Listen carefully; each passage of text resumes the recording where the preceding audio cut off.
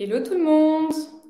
J'espère que vous allez bien et que vous nous entendez bien. Si jamais il y a un petit bug technique, n'hésitez pas à écrire dans le chat. Comme ça, Adrice et moi, on pourra y jeter un œil et regarder tout ça ensemble. Je suis ravie d'être avec vous aujourd'hui pour ces 45 minutes qu'on va passer ensemble avec Driss. Donc vraiment, l'objectif de cet event, c'est de revenir sur le management, surtout de revenir sur la vision de Driss et les différentes expériences qu'il a pu avoir et comprendre comment est-ce que lui, il a mis en place certaines pratiques et ce qu'il fait aujourd'hui chez Moto. On reviendra évidemment sur son parcours, qui tu es Driss, que c'est Moto, etc. Juste avant de rentrer dans le vif du sujet, j'ai quelques petits éléments à vous partager pour qu'on puisse en profiter tous à fond et que vous puissiez aussi savoir qui je suis et où est-ce que vous êtes. Parce que même si vous êtes en ligne, vous êtes dans un événement qui est organisé par l'école Lyon. Bref, je vais vous partager mon écran. J'espère que vous verrez tous et que, hop, est-ce que, Driss, toi en tout cas, tu vois mon écran? Yes. Trop bien. Alors, du coup, l'objectif, encore une fois, je vous le répète, hein, c'est 45 minutes d'échange de Brice et moi. Et vous avez le chat pour pouvoir poser vos questions. Comme ça, je pourrais être votre voix et te poser à toi directement les questions, Brice. Je me présente, du coup, je m'appelle Joséphine. Je suis Head of Lyon.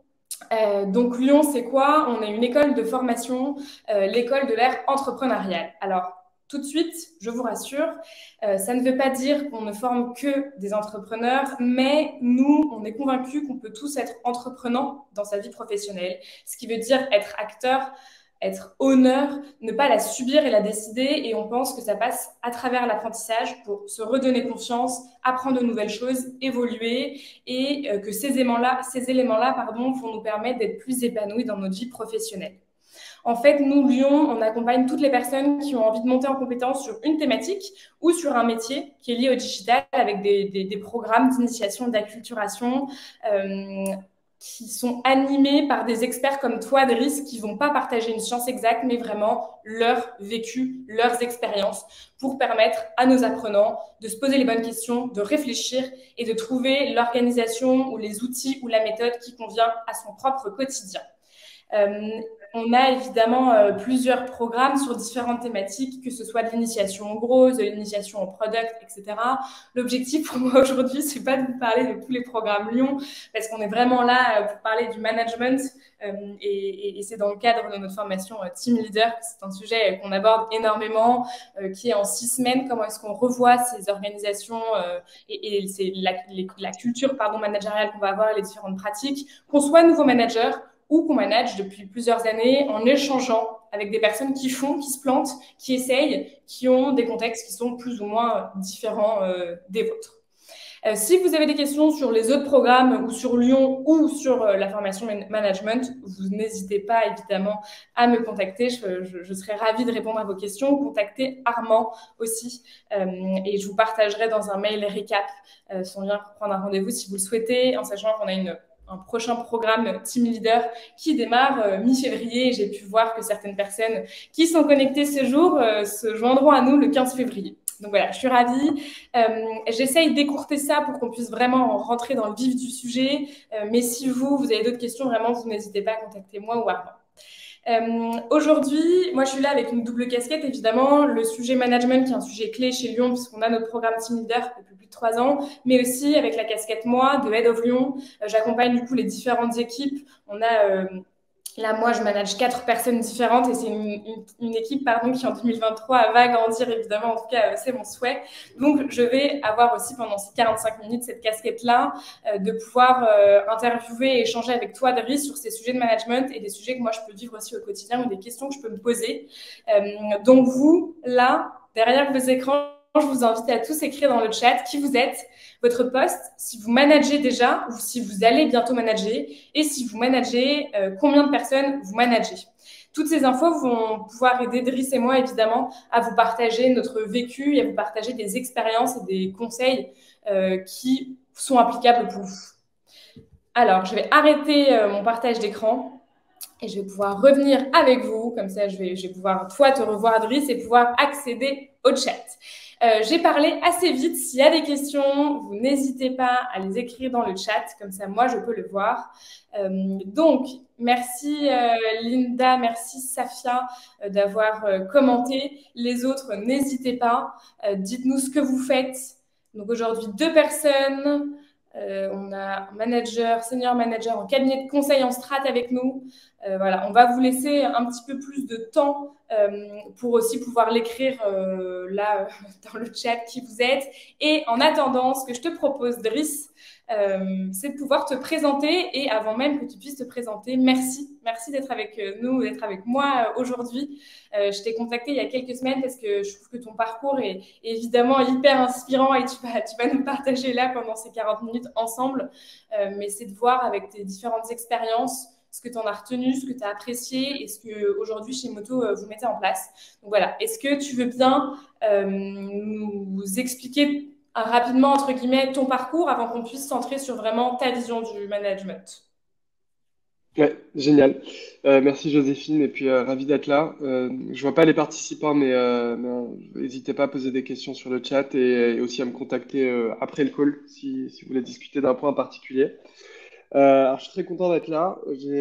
Moi j'ai un parcours au départ assez orienté justement en cabinet de conseil. Je suis sorti d'école en 2011, j'ai fait une école de commerce et pendant mon expérience d'école de commerce, en fait j'ai essentiellement fait de la finance, comme beaucoup de mes camarades à l'époque, où je me suis dirigé un peu vers tout ce qui était finance d'entreprise, donc M&A, etc., qui a été une expérience super formatrice, mais assez frustrante, justement sur le plan du management, ou en tout cas sur le plan de la diversité des tâches et de la diversité de types de management. C'était plutôt c'est assez carré, c'est assez formaté comme milieu.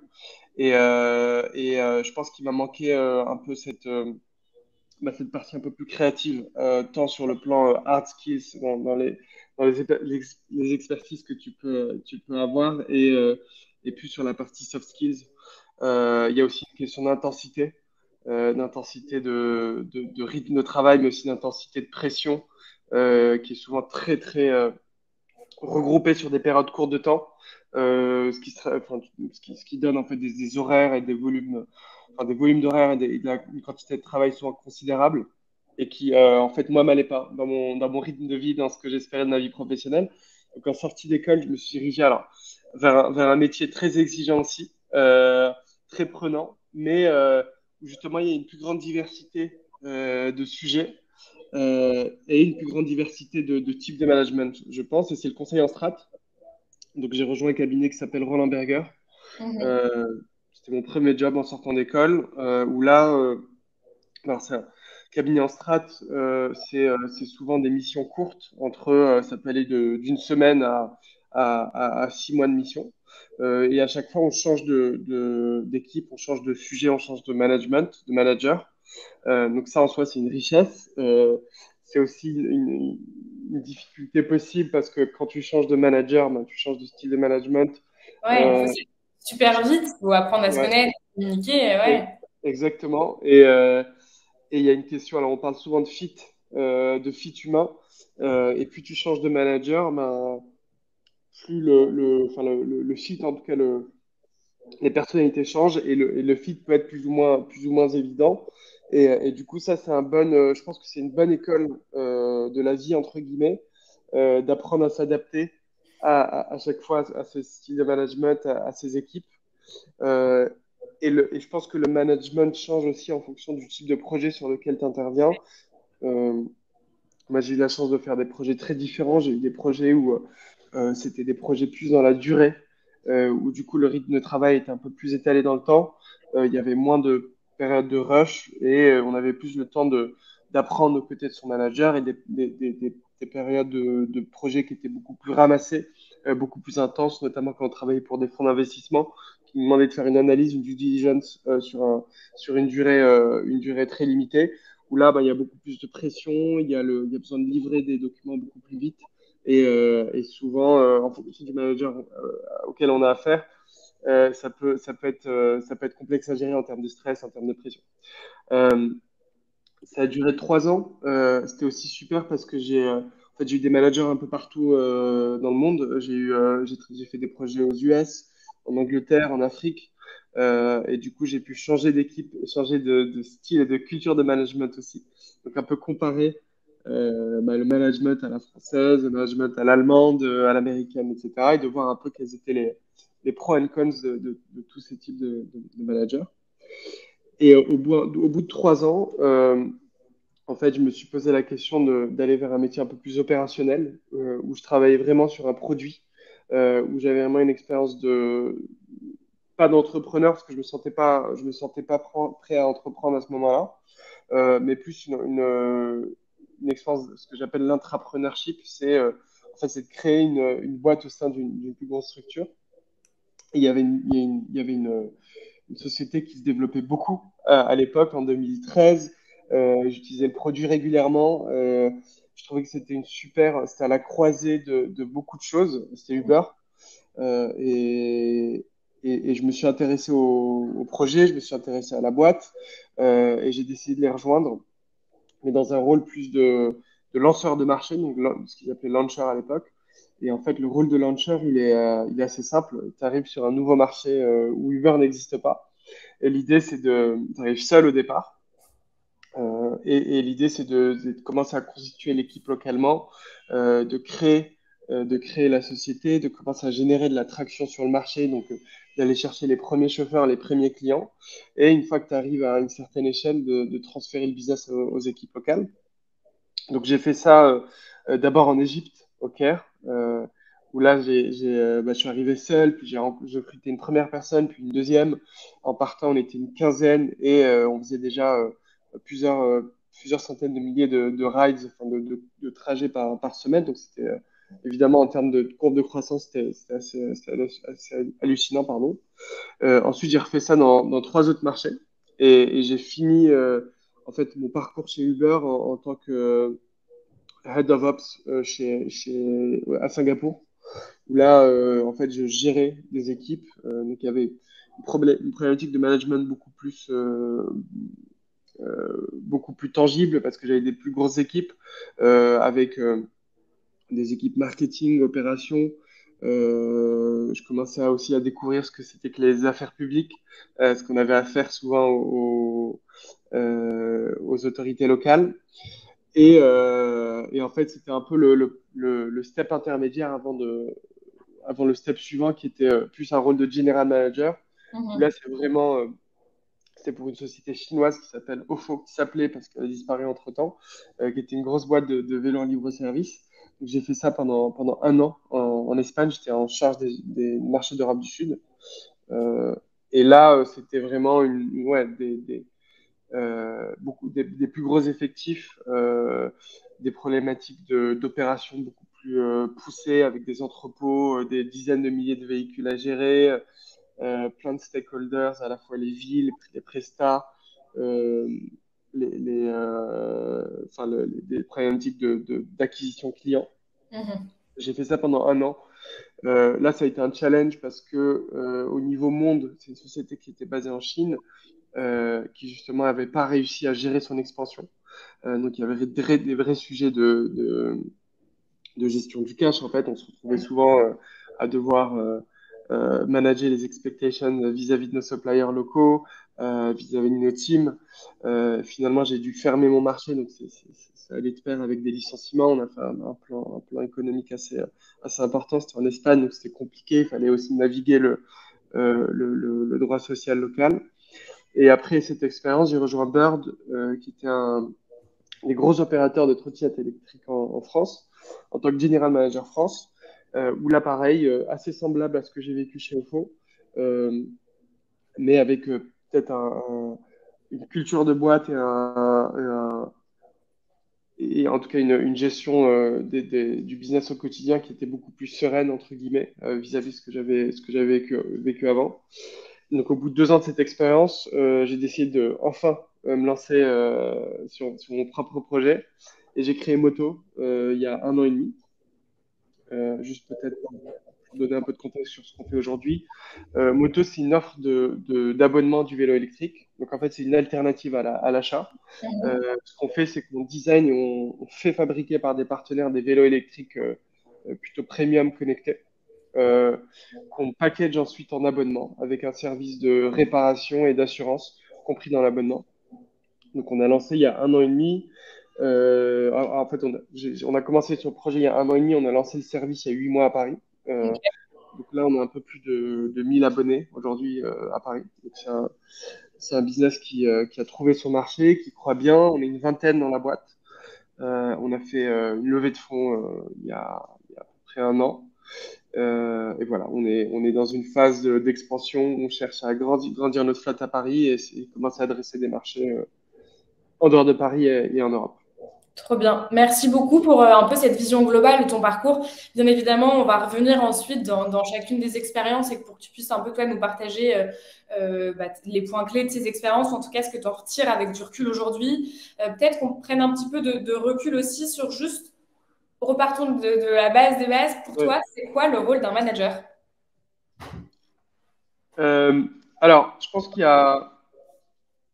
y a plusieurs responsabilités qui viennent avec ce rôle-là. Alors, il y a des responsabilités à la fois purement business et performance business, je dirais, et plutôt des responsabilités humaines, entre guillemets.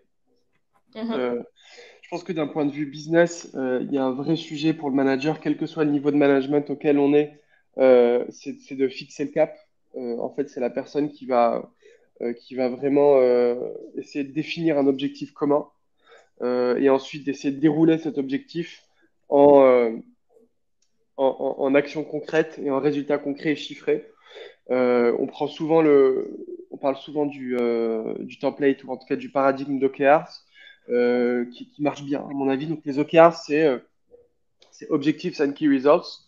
Et il y a un objectif un peu méta, qui est un objectif qui peut être au niveau de la boîte dans sa globalité, donc en général va être fixé par le top management et qui ensuite va se dérouler en plusieurs key results et un objectif par team.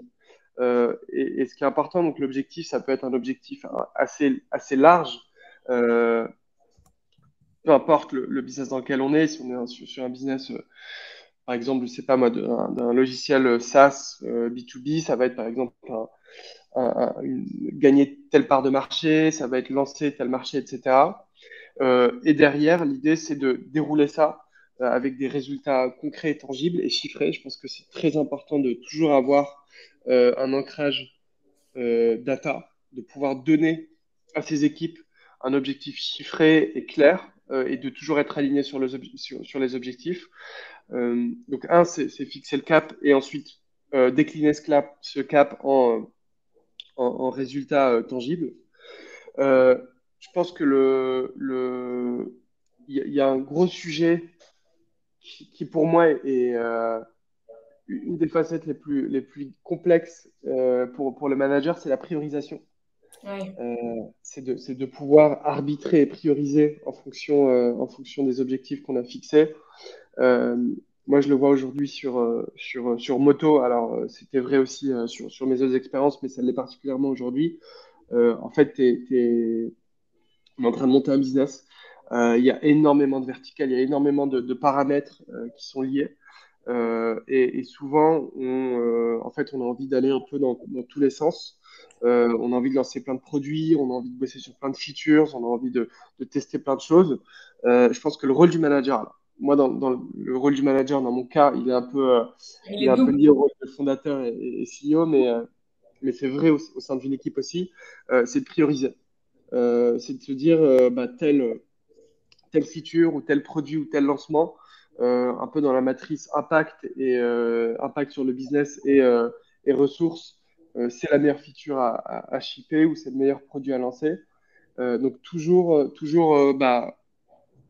évidemment discuter avec ses équipes et trancher, prioriser pour justement rester sur le cap, en fait, en direction du cap et pas distraire et pas perdre le focus. Ça, c'est un vrai sujet. Et ça, c'est un conseil que tu donnes à tes managers, typiquement, et que tu t'appliques à toi-même pour la priorisation, qui est un vrai sujet de comment on priorise, de toujours reprendre cette matrice impact-ressources. Ouais, je pense que c'est un truc que j'ai en fait que j'ai appris à mes dépens.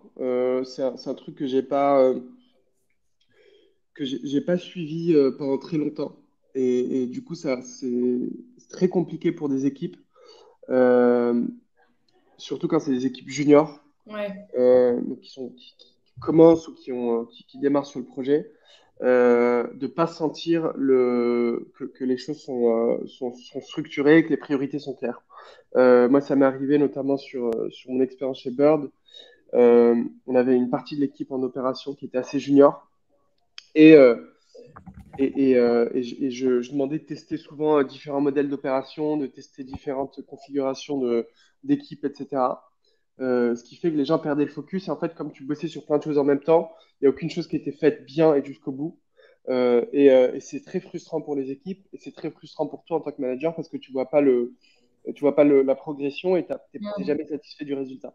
Donc la priorisation, alors ça ne veut pas dire qu'il faut bosser que sur une tâche à la fois, mais enfin, je pense que c'est primordial de se dire aujourd'hui la priorité c'est ça, et d'avoir un calendrier clair pour atteindre tel ou tel objectif, et ensuite de se mettre sur d'autres tâches et de pas.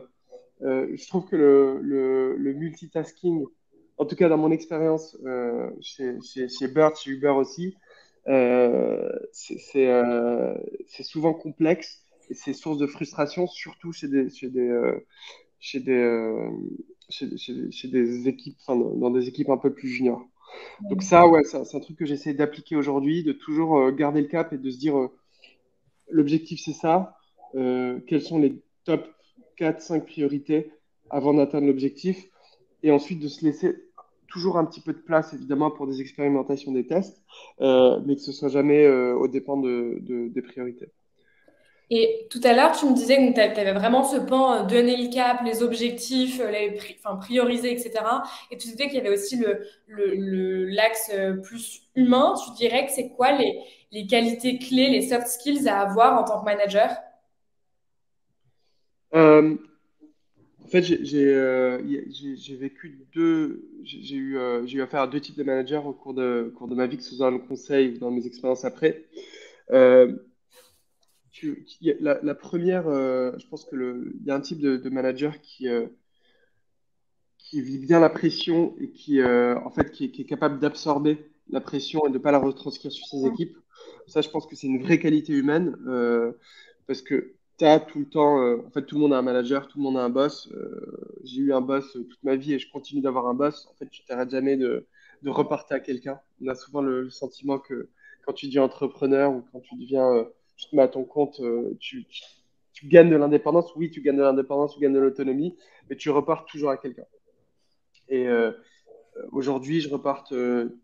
Alors évidemment, je reporte à mes équipes parce que je suis aussi accountable vis-à-vis de mes équipes. Donc, alors c'est un peu, évidemment, la relation change un petit peu, mais c'est aussi, tu as toujours cette pression de délivrer et de faire honneur, entre guillemets, à tes équipes et de continuer de guider la team. Ensuite, tu repartes à tes investisseurs.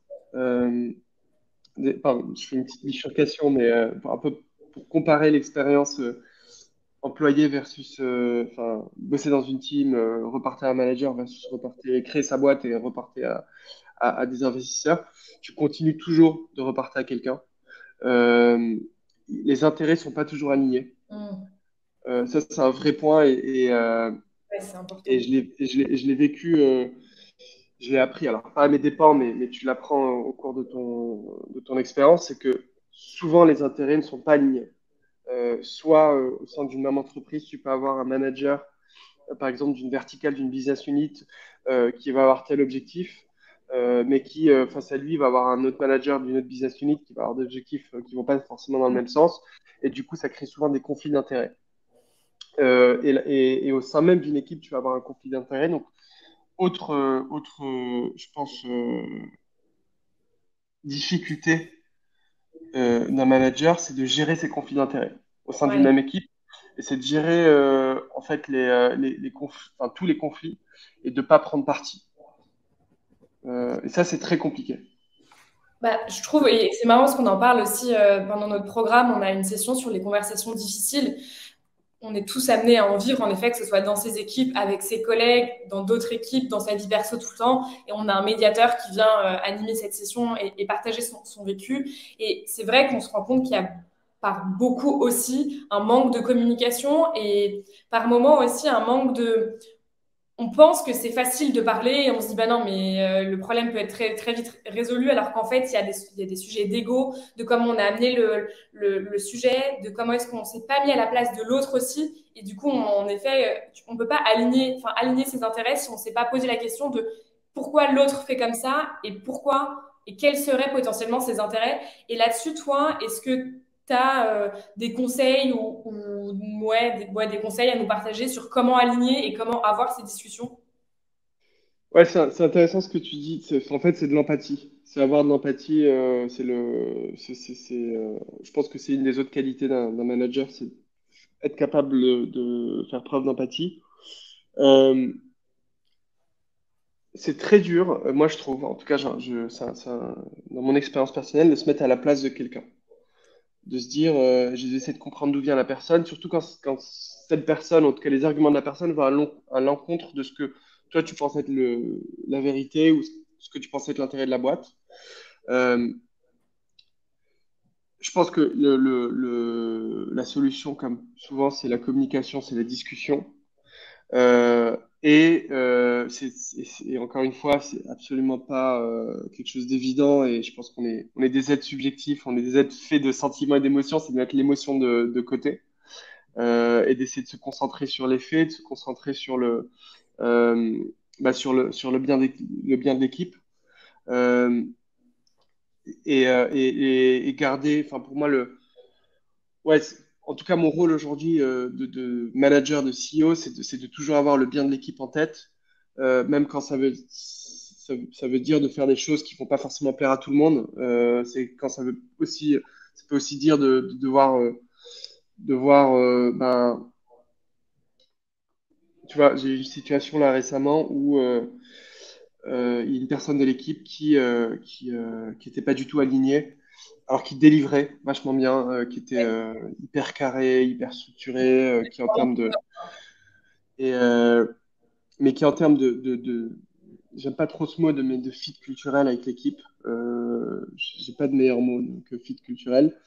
N'allait pas et en fait un truc tout con, mais j'avais le sentiment que ça plombait un peu l'ambiance, que ça plombait un peu, ça créait une espèce de tension, une intensité dans la team qui était gênante en fait, et que moi j'avais remarqué.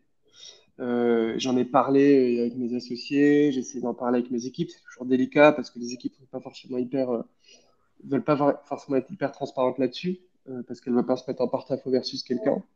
Et du coup, d'abord, on a fait une erreur, c'est qu'on a laissé traîner les choses et tu vois, la personne a passé ses périodes d'essai, on avait décelé un peu ces sujets-là, hein. C'est des gens qui, par exemple, un truc qui, à mon avis, arrive souvent, c'est que c'est des gens qui vont plutôt quand il y a un sujet, quand il y a un problème, vont plutôt pointer du doigt plutôt que d'essayer d'amener des solutions. Ok. Donc pointer du doigt, enfin, dire voilà, c'est pas de ma faute, enfin, c'est de repartir la faute sur quelqu'un, même quand c'est pas leur faute, plutôt que d'apporter une solution. C'est des gens qui vont créer un climat de tension permanent dans la team, qui vont fonctionner, alors, qui par ailleurs ont une super qualité, mais parmi les défauts qui pour moi sont des défauts assez importants, vont créer un climat de tension. Et ça, c'est... Ouais, vas-y. J'ai une question parce que justement tu disais donc le culture fit ou la posture de cette personne n'allait pas complètement donc c'est pas une question de perf, c'est pas une question de chiffres, c'est vraiment une question Ouais. de savoir-vivre, de comportement et ce qui est assez lié à la culture justement que tu as voulu mettre en place chez Moto. Peut-être qu'on peut revenir sur ça. Si Mhm. tu devais tu définis comment la culture de Moto, qu'est-ce qui est important chez vous et comment t'en es arrivé à définir ça? Je suppose aussi que ça a dû être lié avec toi, tes expériences Ouais. passées. Mais voilà, nous guider un peu sur comment tu l'as défini.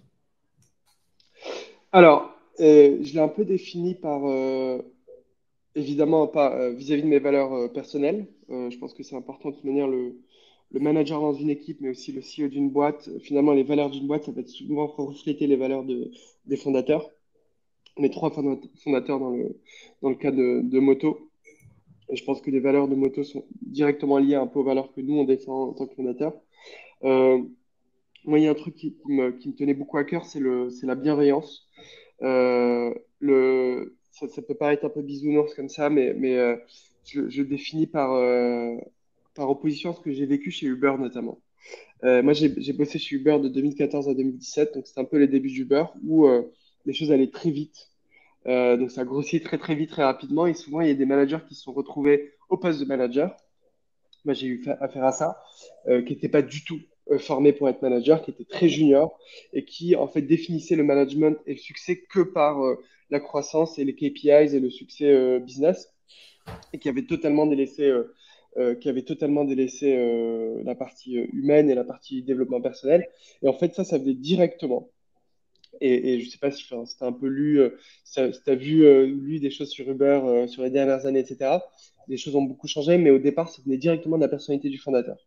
Le fondateur, c'était quelqu'un qui était très scrappy, qui était hyper agressif dans son approche, évidemment qui était un visionnaire et qui a monté une boîte incroyable, mais qui en même temps était en fait, avancer dans le conflit, avancer dans la tension vis-à-vis des villes, mais aussi vis-à-vis de ses partenaires, vis-à-vis de ses employés, etc.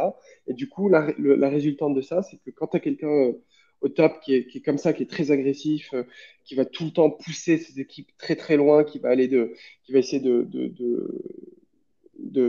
repousser les limites de tout le monde, bah évidemment, ça crée une culture de boîte comme ça à tous les niveaux. Et moi, je me suis retrouvé dans des situations où ouais, donc tu avais des managers qui poussaient à essayer d'un peu d'aller explorer enfin, un peu de pousser les choses à leurs limites. Typiquement, j'ai lancé des marchés. Je donne des exemples un peu concrets, mais j'ai lancé deux marchés où on n'avait pas d'autorisation de lancement de la ville ou des autorités.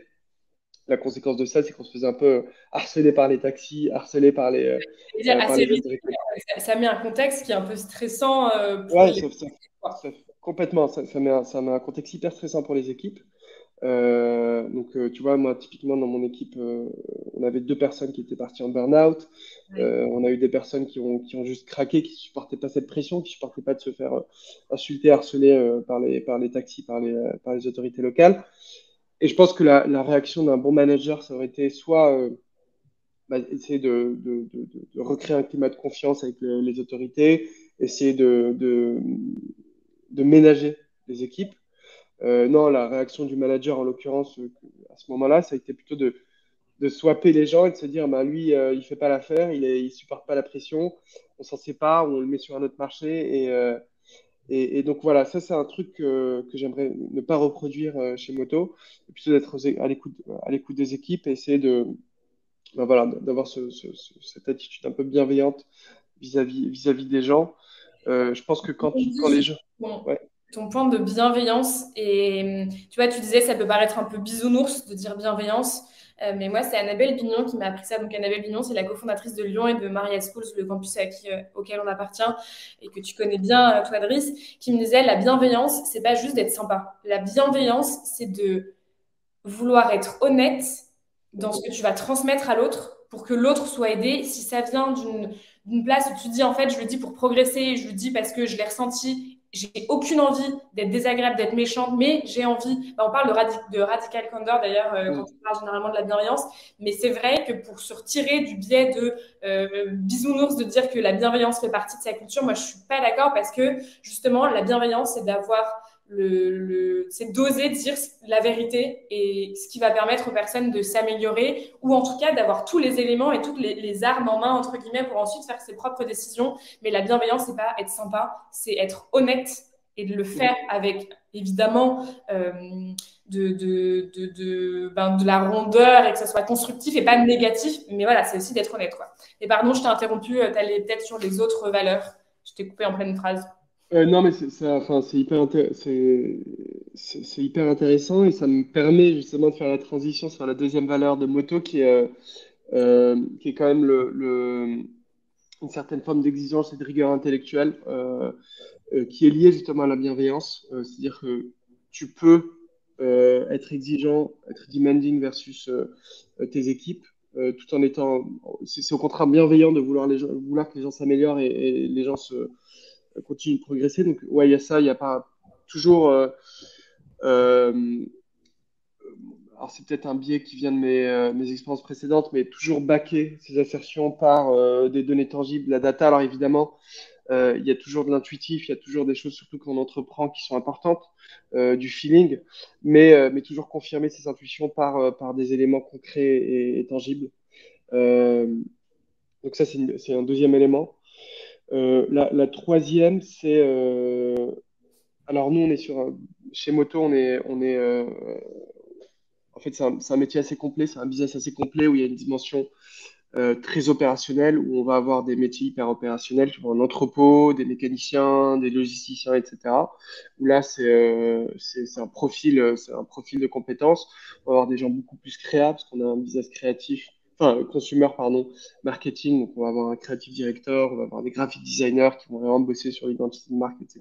Donc, ça, c'est un peu plus du domaine de l'intangible et de la créa. On va avoir des métiers un peu plus hardware, parce qu'on développe un vélo, donc un peu ingénieur, designer industriel. Euh, et un des challenges, c'est de faire vivre ces équipes et faire en sorte qu'elles collaborent bien. Euh, donc la valeur, je pense, pour que tout ça marche, c'est un peu l'ouverture d'esprit et pas de s'enfermer dans des carcans. Souvent, j'ai le sentiment qu'il y a beaucoup de startups qui vont plutôt recruter, et c'est bien, par, tu vois, par parrainage, référol, etc. Et du coup, tu te retrouves souvent avec des équipes qui, en termes d'identité, en termes de profil, sont un peu tous les mêmes, qui sortent un peu tous des mêmes, pas des mêmes moules, mais des mêmes écoles, qui ont fait un peu les mêmes parcours. Moi, au contraire, j'essaye de diversifier au maximum les profils, parce que je vois beaucoup de richesse dans la confrontation des points de vue, dans la confrontation des expériences, et faire en sorte que bah, tu vois que tout le monde soit ouvert à d'autres méthodes de travail, à d'autres visions du produit, du business et de la vie, entre guillemets, en général. Euh, Et question là sur ce que tu viens de dire justement sur la variété des métiers que vous avez chez Moto. Euh, Au cours de ta carrière, ça a dû en plus arriver par plein d'expériences différentes, mais moi, typiquement, en tant que manager, j'ai plus de facilité et je me sens beaucoup plus légitime avec ma team pédago parce que pendant 2 ans avant d'être Head of Lyon, je venais de cette équipe-là. J'avais fait la com aussi au début des formations Lyon. Donc, comme pédago, je vais avoir une aisance à les ouais. accompagner, à les guider, à définir ces objectifs avec des actions concrètes. Par contre, pour la partie sales, moi qui ne l'ai jamais été, je sens que j'ai beaucoup plus je me sens moins légitime et je sais moins où aller titiller, quand pas titiller, quelles questions poser, etc. Toi qui as dû manager différents profils dans différents métiers, comment tu fais? Euh, alors, effectivement, aujourd'hui, il y a des métiers auxquels je comprends très peu de choses, typiquement le développement d'un produit physique, d'un hardware, partie électrique, électronique, etc. Je suis pas ingénieur, je fais une école de commerce, donc ma légitimité, elle est très limitée là-dedans. Le premier point, je pense, c'est d'être humble et d'avoir l'humilité de se dire qu'on peut pas tout maîtriser. Euh, donc c'est d'accepter justement de ne pas avoir le contrôle sur tout. Ça, c'est important. Je pense qu'un manager qui essaie de garder le contrôle tout le temps, en toutes circonstances, bah, c'est pas forcément très vertueux pour ses équipes. La deuxième chose, c'est de s'entourer des bonnes personnes et du coup de recruter évidemment pour des compétences, mais surtout de recruter pour des valeurs et de recruter des gens qui sont engagés et convaincus par la mission. Euh, et, et du coup, ça permet d'avoir beaucoup plus confiance en ces équipes, même quand on maîtrise pas le sujet, en tout cas la substance du sujet. Euh, le troisième élément, justement, ça fait lien avec ce que je disais tout à l'heure. Une fois que tu as fixé le cap, tu as fixé l'objectif, et de décliner cet objectif en résultat clair, t'as pas besoin d'aller au niveau du détail, au niveau de la substance, de l'expertise, pour savoir si les choses vont dans la bonne direction ou pas. Euh, et le dernier point, c'est la communication. En fait, c'est de toujours avoir un lien, en tout cas de pas fonctionner en vase clos et d'avoir un lien permanent avec toutes les équipes. Typiquement, nous, sur le sujet hardware, euh, après, j'ai la chance d'avoir des équipes qui le font très bien, qui vulgarisent très bien tous les sujets électriques, électroniques, et j'ai l'impression d'être monté en compétence sur ces sujets et d'être capable d'assister à une réunion et d'avoir un peu de valeur ajoutée, même si on parle de sujets très techniques. Donc justement, d'encourager les gens à ne pas fonctionner en vase clos, mais au contraire d'essayer de vulgariser, de démocratiser ce qu'ils font. Tu vois, typiquement, tu parlais de sales et je me demande, enfin, je te retourne la question à toi, comment est-ce que tu gères ça, mais j'imagine qu'il y a plein de jargons techniques, il y a plein de KPIs auxquels t'étais pas, avec lesquels tu n'étais pas familière avant. Peut-être demander aux équipes en question de faire un effort de vulgarisation là-dessus, d'explication. Je sais pas si toi, c'est des choses que tu fais. Moi, j'essaye de faire beaucoup de shadow et de faire des vies ma vie. Donc, il y a des moments où je vais dire, OK, bah, ces calls-là, tu me les laisses. Et je les fais. Et je trouve que c'est en le faisant aussi. Mais ça, c'est mon côté très. J'aime bien faire, j'aime bien être les mains dans le cambouis. Donc, j'aime Ouais. bien être mis dans le fait accompli et me planter. Et ensuite me dire, OK, je me rends compte maintenant que ça, je l'avais pas en tête. Et donc, je vais aller ensuite pouvoir voir avec les différentes équipes dans les autres écoles pour voir eux leurs meilleures pratiques, pour voir ce qui est important pour eux, pour ensuite moi essayer d'accompagner au mieux. Mais ça, parce que j'ai la chance d'être encore dans une petite, enfin tu vois, une petite structure. Donc on est 30 chez Maria, mais moins chez Lyon. Et donc j'ai la chance de pouvoir aller faire ce genre de choses parce que j'ai pas à gérer 15 personnes. Je sais, et je me souviens plus du prénom de cette personne qui disait dans le chat qu'elle gérait plus de 10 personnes. Je suppose que quand tu gères beaucoup plus d'équipes, c'est plus difficile aussi de pouvoir se dire bah, je vais aller me faire un vie ma vie dans chaque métier parce que en fait en tant que manager on a tout ce problème de temps aussi. Donc voilà, moi c'est là où je me dis ben moi aujourd'hui j'ai ce luxe là avec des grosses équipes et tu as dû le voir d'ailleurs, tu nous disais quand tu expliquais un peu ton parcours chez Uber notamment, je crois si je dis pas de bêtises, ou chez Uber, j'ai un doute, tu as eu une expansion dans le nombre de collaborateurs que tu manageais. Ouais. Je pense aussi que ça a dû changer parce que aujourd'hui chez Moto, vous êtes une vingtaine. Est-ce que tu aurais un peu des. Tu vois, est-ce que toi, avec tes différentes expériences, tu te dis que sous 5, plus d'un certain nombre, ainsi de suite, tu as des bonnes pratiques que tu ne fais pas, que tu ne feras pas, ou typiquement, là, vous êtes 20 chez Moto, si après-demain, vous êtes 100, et c'est ce qu'on vous souhaite, est-ce que enfin, tu vas vraiment changer certaines pratiques, ou est-ce qu'en fait, ben, oui sous 5 et non après, quoi. Ma question est un peu floue, je sais pas si c'était très clair. Non, non, si, c'est très clair. D'ailleurs, c'est des questions qu'on commence à se poser dès aujourd'hui en fait avec mes associés. Ok. Euh, un truc, alors, il y a un débat permanent un peu dans les scale-up, startup, etc., plutôt startup, c'est quand est-ce qu'il faut mettre des process, Ouais. quand est-ce qu'on continue de fonctionner un peu en mode hyper startup, scrappy, où tout le monde apporte sa pierre à l'édifice, ou quand est-ce qu'on commence à poser des process concrets au risque de brider un peu la créativité des gens. Nous, on est un peu dans cette phase charnière où on commence à se dire, bah, maintenant, c'est peut-être le moment de commencer à mettre des process, notamment des process RH, de se dire, en gros, une carrière chez Moto, qu'est-ce que ça veut dire? Tu arrives à tel poste, quel est le plan de progression? À quoi est-ce que tu peux aspirer dans 2 ans, dans 3 ans, etc. Ça faisait beaucoup moins de sens avant parce que on était une équipe toute petite, parce qu'on n'était pas encore très clair sur les objectifs business, sur les objectifs de croissance de team. Donc là, typiquement, je pense que au bout de 20 à 25 personnes où tu commences à avoir des strates de management, où tu peux avoir des gens avec différents niveaux de seniorité, ça commence à faire sens de poser des process et de structurer un organigramme, de structurer tu vois, des postes, etc. Et ça, c'est d'autant plus important qu'on se rend compte aujourd'hui que les gens commencent à se poser la question de, OK, mais j'adore ce que je fais, je vois bien l'objectif business, mais moi, l'avenir chez Moto, à quoi est-ce que je peux aspirer dans 1 an, dans 2, etc. Et donc, on commence à avoir ces questionnements-là. Et l'idée, c'est dès le début d'année prochaine de commencer à poser un organigramme, donc de processer beaucoup plus la team, en tout cas organiser et hiérarchiser la team, entre guillemets. Ensuite, le deuxième point sur Moto versus mes expériences précédentes, c'est ce que je souhaite en tout cas insuffler chez Moto, c'est le sentiment que chacun a l'espace pour s'exprimer euh, et insuffler beaucoup plus d'autonomie. Alors moi, je suis un manager qui n'est pas du tout micromanager. Je supportais pas qu'on micromanageait. C'est pas forcément négatif, hein. Il y a des micromanagers qui sont très bien, qui rentrent dans le détail des choses, qui vont permettre à la personne de progresser.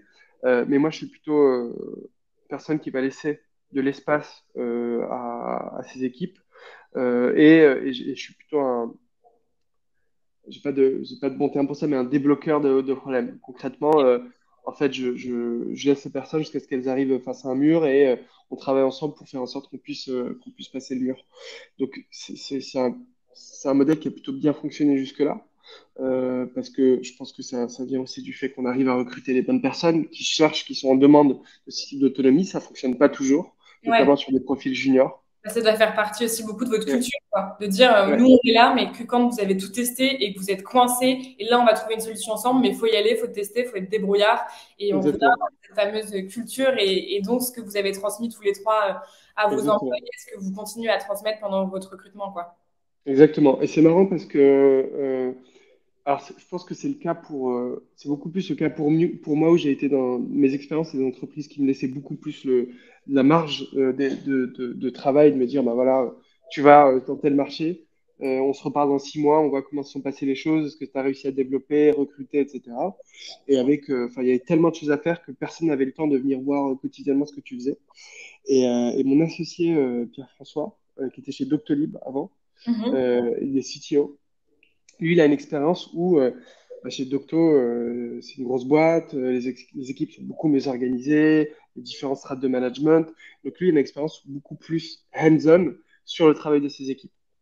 Donc aujourd'hui, tu as chez Moto, je pense en général, cette envie de donner l'autonomie des gens, mais tu as un Ouais. peu une dichotomie, pas une dichotomie, mais en tout cas, il y a clairement une différence entre la partie opération où les gens vont beaucoup plus avoir d'espace, en tout cas de la marge de manœuvre sur leurs tâches, et une partie un peu plus tech qui vient justement de la culture Doctolib, où les gens vont être beaucoup plus hands-on, où bah, tu vois, ils font typiquement tous les jours, ils font un stand-up le matin, un stand-up le soir, chose que moi je ferai jamais en fait. Je fais un meeting par semaine avec les équipes et on se voit de semaine en semaine. Alors évidemment, il y a des échanges informels, etc. Et lui, ça fonctionne plutôt quotidiennement, on fait le point, on voit où on en est. Donc voilà, c'est deux types de management qu'on essaye de faire cohabiter dans la team. Et un des enjeux, un des challenges aussi, c'est de concilier les deux pour justement avoir une culture commune, une culture commune chez Moto. Et c'est intéressant ce que tu dis parce que on le sait, il y a autant de styles de management qu'il y a de personnes parce que oui, avec les mêmes rituels, avec les mêmes, je sais pas si on parle de user team guide, si on parle d'outils techniques qui peuvent être utilisés par nous tous, les soft skills qu'on va avoir et la façon dont on va chacun individuellement aimer ou transmettre, enfin quoi qu'il arrive, on est tous, on a tous des façons de faire qui sont très différentes. Donc c'est intéressant aussi de voir que vous, dans votre culture, avant, il y a quand même très rapidement entre les différentes équipes différentes façons de faire, mais que Ouais, tout le monde se retrouve quand même dans une ambiance générale. Après, on sera ravis, Driss, de t'avoir dans un an et quand tu pourras nous dire si ça fonctionne toujours avec beaucoup plus de nombre. Je vois que le temps file. Il est moins 10 et j'avais promis Driss que je te livrais à 45, mais j'ai une dernière question pour toi, bien sûr. qui est, dans tout ce que vous avez fait chez Moto et dans toutes les pratiques que vous avez mises en place, les process que vous êtes en train de mettre en place, s'il y a un process dont tu es particulièrement fier ou un rituel ou un élément clé concret dont tu as envie de nous parler et tu as trop envie de nous dire 2023, c'est à vous de l'implémenter, il faut le faire, c'est incroyable, tu dirais que c'est quoi? Question piège, hein, je te jette sous le bus. Non, c'est une très bonne question. Il y a un truc qui va paraître très basique, mais qui en fait qui est pas systématique dans toutes les boîtes. Je m'en suis rendu compte pour avoir parlé avec pas mal de potes qui ont monté des boîtes ou qui bossent dans des startups, etc. C'est d'avoir un moment dans la semaine ou un moment toutes les 2 semaines, peu importe, où toutes les équipes se réunissent. Ça peut être un weekly meeting, ça peut être un moment d'échange où toutes les équipes se parlent entre elles. On a souvent le sentiment que dans des petites équipes, dans des petites startups, dans la communication flow beaucoup mieux parce que c'est des petites équipes, c'est plus facile d'avoir des interactions avec tout le monde. Et en fait, tu te rends compte très vite que les gens ont tendance à s'enfermer dans leur sujet et à pas trop voir ce qui se passe autour. Et comme tous les sujets sont liés, c'est d'avoir un moment où tout le monde, en fait, on pose à plat tout ce qui se passe dans la boîte et il y a des moments d'échange où les équipes tech parlent avec les équipes ops, parlent avec les équipes marketing et il y a un vrai échange. Je pense que c'est bien d'avoir une trame, mais c'est aussi très bien de laisser de l'espace pour que les gens s'expriment et puissent se poser des questions entre eux. Et vous, Euh, vous faites ça à quelle régularité? Nous, on fait ça tous les lundis matins. Euh, ouais, tous les lundis matins, pardon, ça dure 1 heure en général. Ok. Donc en général, la manière dont on le fait, c'est qu'on a une demi-heure où on présente un peu les achievements de la semaine dernière, les 2-3 KPI qu'on traque. Il ne faut pas en faire un truc trop data-oriented ou trop objectif business. Ce qu'on essaye de faire, c'est de se focaliser sur des thèmes. Donc, chaque semaine, il y a une première partie du meeting, ça va être plutôt qu'est-ce qui s'est passé la semaine dernière, quelles sont les priorités cette semaine. Et ensuite, la deuxième partie du week-end, on va aborder un thème un peu cross-fonction et donner la possibilité à tout le monde d'intervenir, à poser des questions et d'interagir avec tout le monde. Et en fait, on s'est rendu compte que ça c'est ça. En termes bon, évidemment, d'échange, de communication, c'est essentiel, mais en termes aussi de sentiment de bosser pour une cause commune ou un objectif commun, c'est très, très fort. Et il faut le faire suffisamment fréquemment pour que pour que les relations ne se distendent pas et que la communication ne se perde pas. Et ça, c'est organisé, et tu vois, tu parlais de la trame et du thème cross-fonction qui est décidé. C'est vous, les cofondateurs, qui l'organisez et qui définissez les thèmes. Comment vous définissez les sujets qui vont être abordés? Ouais, généralement, c'est nous. Parce qu'on essaye enfin, justement de toujours être en lien avec cet objectif commun dont je te parlais tout à l'heure, et de faire en sorte que ce soit des thèmes qui soient suffisamment communs à tout le monde pour que tout le monde puisse avoir son mot à dire. Alors évidemment, ça marche quand tu es des petites équipes, Ouais. euh, mais tu peux aussi avoir des gens qui suggèrent. Maintenant, ce qu'on fait, c'est qu'on demande aux équipes de nous suggérer des thèmes et on choisit. Ok. Et est-ce que tu penses qu'un jour, cette réunion, parce que tu vois, une fois par semaine, ça prend quand même énormément de temps et on est tous très vite. Là, nous, on avait un team meeting juste avant et on parlait de comment ne pas tomber dans tout ce qui est réunionnite. Nous, on le fait une fois par mois et par moment, je me dis que c'est déjà, tu vois, assez régulièrement. Est-ce que tu penses que c'est quelque chose que vous allez maintenir et qui est vraiment dans votre culture à garder absolument? Est-ce que tu l'envisagerais à un moment de le passer, par exemple, en asynchrone où chacun note à l'écrit, Mm. enfin, tu vois, avec l'écrit. Est-ce que tu penses que ça, c'est ce que tu vas maintenir à tout prix ou tu sais pas trop encore? Non, je pense qu'on va le maintenir à tout prix. Enfin, moi, je pense que c'est hyper bénéfique qu'il y ait un moment dans la semaine, ça peut être toutes les 2 semaines, mais si possible toutes les semaines, où tous les gens sont autour de la table et discutent d'un sujet commun. Euh, Parce qu'ensuite, si tu veux, ça nourrit d'autres discussions, ça nourrit des follow-ups, ça nourrit des interactions par la suite. Ouais. Mais c'est un peu un élément catalyseur, c'est un élément déclencheur qui, pour moi, est essentiel. Donc voilà, on n'abandonnera jamais le weekly meeting. C'est beau. Bah, franchement, merci encore, Driss. J'aurais pu rester avec toi des heures et des heures parce que on n'a même pas pu revenir sur 5% de toutes tes expériences et de tout ce que tu as pu voir et mettre en place aujourd'hui chez Moto. Et merci d'avoir passé cette petite heure avec nous. Merci de nous avoir partagé ces conseils. C'était hyper intéressant. Merci. Peut-être que dans quelques mois, on en refera un pour un follow-up, tous ceux qui êtes là avec nous aujourd'hui pour revoir comment est-ce que Moto a grandi et pour découvrir les autres pratiques que vous mettez en place chez Moto. N'hésitez pas surtout à nous suivre sur Meetup et sur les réseaux sociaux. On organise plein de différents événements sur différents sujets, que ce soit produits, grosses, Web3, data, management aussi. Je serais ravie évidemment de vous revoir. Et puis, je vais vous envoyer un mail récap avec justement aussi les points clés partagés par Driss. Et le replay sera mis sur YouTube pour que vous puissiez revoir tous les conseils et toute la richesse de ce que Driss nous a partagé.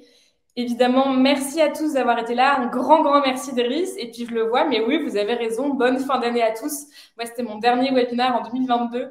Donc, merci à tous d'avoir été là. Et puis, j'ai hâte de vous retrouver en 2023. Et merci encore, Driss.